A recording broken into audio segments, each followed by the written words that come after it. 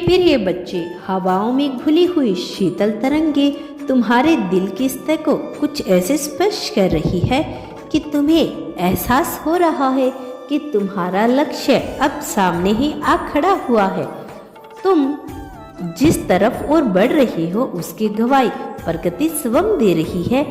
एकाएक मौसम में परिवर्तन हो रहा है और आकाश में जो हवाएं बह रही है वह अब प्रमाण प्रस्तुत कर रही हैं तुम्हारी जीत का। यह फिर से उदित हो रही है। जो अवसर तुमसे दूर हो गए थे वह सहज ही तुम्हारी ओर बढ़ने वाले हैं, क्योंकि यह वही समय है जब तुमने पूर्ण समर्पण कर दिया। इसी प्रकार तुम्हारी लड़ाई अब ब्रह्मांड स्वयं ही लड़ेगा और यही कारण है कि तुम्हारे लिए संदेश सुनना अत्यंत आवश्यक है। इसे बीच में छोड़कर जाने की भूल ना करना, क्योंकि तुम्हारे लिए लाभ का मार्ग तय किया गया है।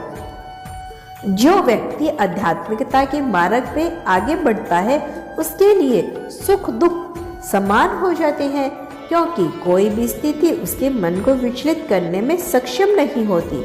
यह जान जाता है कि यहाँ सब कुछ अस्थायी है और जो अस्थायी है वह आनंद उसके पास हमेशा से ही उपलब्ध होता है।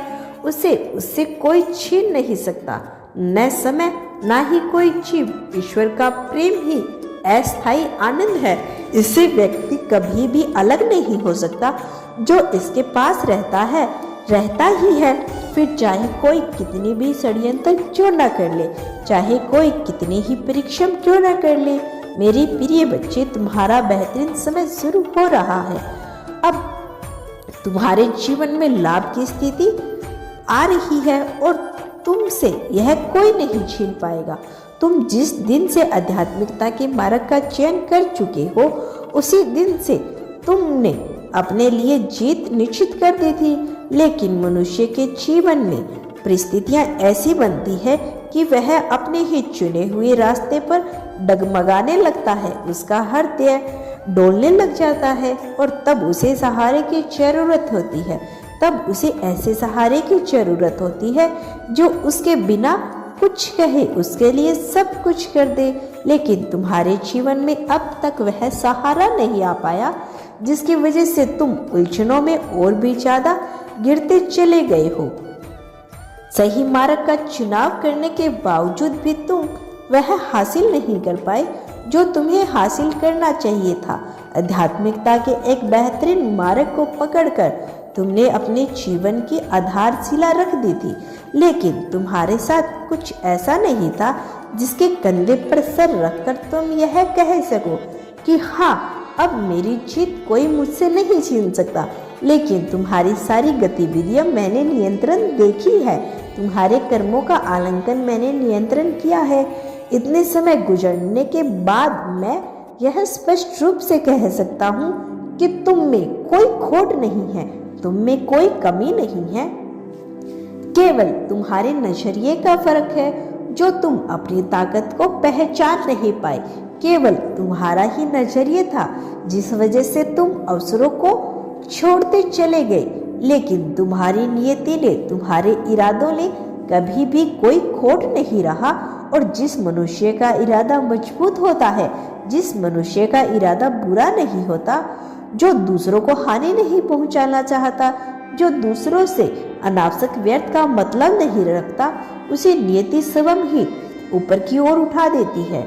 मेरे प्रिय, कुछ ऐसी सावधानियों से जिसे तुम अपने जीवन में अपनाते हो, लेकिन यह सावधानियों के बावजूद भी मैं यह समझता हूँ कि तुम्हें क्या आवश्यकता है। और इस तरह तुम्हें एक ऐसे व्यक्ति की आवश्यकता है जो न केवल तुम्हारे हर जगह साथ दे, बल्कि तुम्हारा मार्गदर्शन भी सदैव करता रहे, जो तुम्हारे लिए रास्तों को खोलने में मदद करे, जो तुम्हारे साथ हो, मुश्किलों में भी खड़ा हो, जहाँ तुम अपने आप को बिल्कुल अकेला पाते हो, जो तुम्हारे साथ है तब भी खड़ा रहे जब पूरे संसार तुम्हारे विपरीत हो।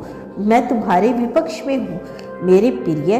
वह समय चला आ गया है और यह समय यूं ही नहीं आया। यह समय तुम्हारे सत्कर्म, तुम्हारी प्रार्थना और तुम्हारे पूर्वजों की दुआ और अभिभावक देवदूतों की प्रशंसा से तुम्हें दिया जा रहा है। और जब तक तुम्हें यह स्वयं प्राप्त हो रहा है तो तुम्हारे जीवन में एक ऊर्जा भेजी जा रही है जो एक मनुष्य के रूप में तुम्हारे आसपास रहेगी। यह ऊर्जा पूरी तरह से सकारात्मक इच्छाओं, सकारात्मक और महत्वाकांक्षी उपेक्षाओं से भरी होगी। यह ऊर्जा तुम्हें देखने में नकारात्मक प्रतीत हो सकती है, लेकिन इसके केंद्र में इसकी गुणवत्ता तुम्हारे लिए केवल लाभ ही छुपा होगा। भौतिक जगत में तुम अब तक उसकी उन्नति को प्राप्त नहीं कर पाए जो प्राप्त करना तुम्हारे लिए आवश्यक है। साथ ही आध्यात्मिक मार्ग पर तुमने कदम तो बढ़ा लिए, लेकिन अब एक मंजिल के बाद तुम आगे बढ़ नहीं पा रही हो। यह मनुष्य जो तुम्हारे जीवन में भेजा जा रहा है, यह एक तरह से तुम्हारा गुरु ही साबित होगा। तुम्हारा कल्याण हो मेरे बच्चे। मेरा आशीर्वाद सदैव तुम्हारे साथ है। धन्यवाद।